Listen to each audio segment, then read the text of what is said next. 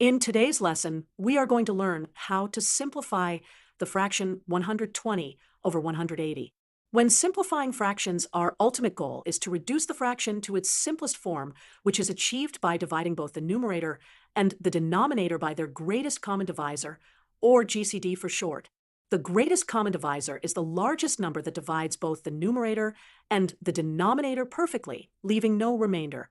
So, to find the GCD, we first look at the prime factorization of the numbers. Let's find the prime factorization of 120. 120 equals 2 cubed times 3 times 5. Now, let's find the prime factorization of 180. 180 equals 2 squared times 3 squared times 5. So, let's look at what these two numbers have in common. They both have a common factor of 2 in 10 and 180. You see a 2, a 3, and a 5. Now, determine the lowest power for each common prime factor and multiply the factors together to get the greatest common divisor.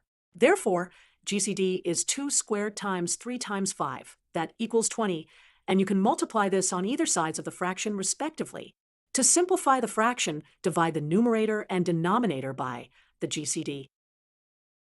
And that is how you simplify the fraction 120 over 180 to 2/3.